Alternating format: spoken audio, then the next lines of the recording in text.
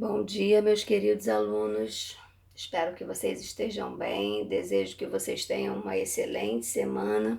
Vamos dar continuidade ao nosso conteúdo. Vamos falar sobre o capítulo 19 de língua portuguesa, colocação dos pronomes pessoais. A colocação dos pronomes pessoais oblíquos átonos tem a ver com a posição desses vocábulos em relação ao verbo, tomando-se o verbo como ponto referencial. Então, preste atenção. Não esqueça, o verbo como ponto referencial. Olha só. Sempre que o pronome aparecer antes do meu verbo, eu vou dizer que eu tenho uma próclise, pronome proclítico.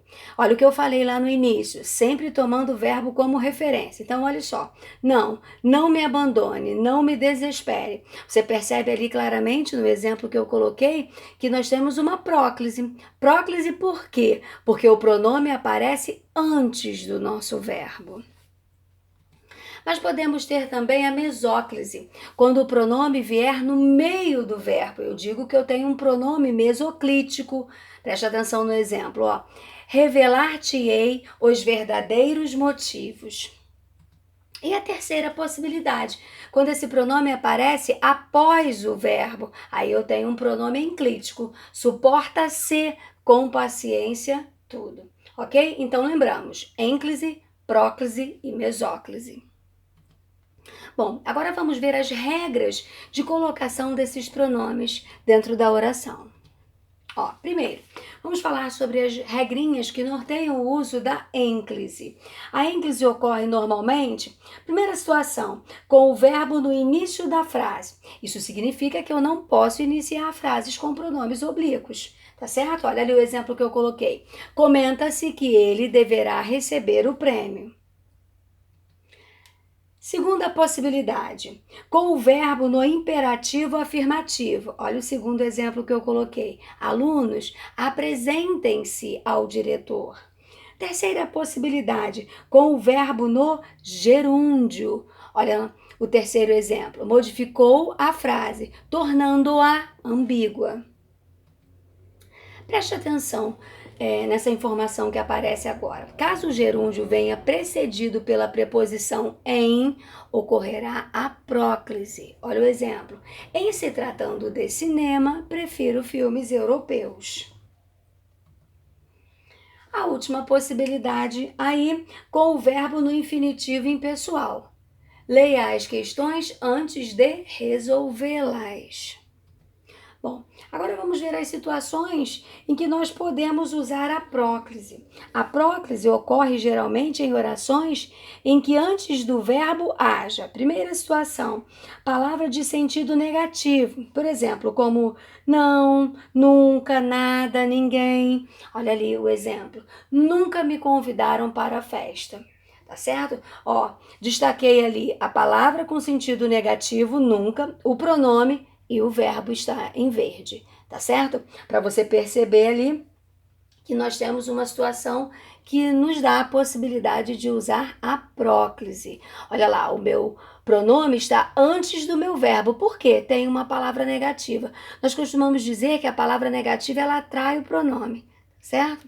Segunda possibilidade, conjunção subordinativa. Quando te encontrei frente a frente, não vi o meu rosto. Terceira possibilidade, advérbio. Olha o exemplo. Assim se resolvem os problemas. Caso haja uma pausa depois do advérbio, marcada na escrita pelo uso da vírgula, ocorrerá a ênclise. Olha o exemplo. Assim, vírgula, resolvem-se os problemas. Fique atento. Quarta possibilidade, pronome indefinido. Tudo se acaba na vida. E a quinta possibilidade ali com o pronome relativo. Olha o exemplo que eu coloquei. Não encontrei o caminho que me indicaram. Ocorre também a próclise nas orações iniciadas por palavras interrogativas e exclamativas e nas orações optativas. Não esqueça que as orações optativas são orações que exprimem um desejo. Olha o primeiro exemplo. Quem te disse que ele não virá? Oração iniciada por palavra interrogativa. Olha lá, quem? Coloquei um outro exemplo aqui, ó. Quanto me custa dizer a verdade? Oração iniciada por palavra exclamativa. Quanto? Deus te proteja. E aí você tem ali uma oração optativa. Bom, agora vamos falar um pouquinho sobre o uso da mesóclise. Em que situações nós podemos usar? A mesóclise só pode ocorrer quando o verbo estiver no futuro do presente ou no futuro do pretérito, do modo indicativo. Somente nessas situações. Olha o exemplo que eu coloquei ali, ó. Convidar-me-ão para a solenidade de posse da nova diretoria. Segundo exemplo, convidar-te-ia para viajar comigo, se pudesse. Bom, agora vamos prestar atenção em algumas dicas aí que são importantes, ó. Caso o verbo no futuro do presente ou no futuro do pretérito do indicativo venha precedido por pronome pessoal reto ou de alguma palavra que exija a próclise, esta será de rigor. Isso significa que vai prevalecer ali o uso da próclise. Olha o exemplo que eu coloquei.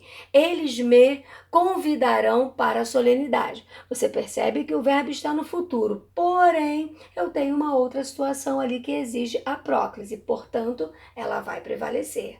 Olha o segundo exemplo. Não me convidarão para a solenidade. Também tem o verbo no futuro, porém, eu tenho uma palavra negativa. Olha lá, não.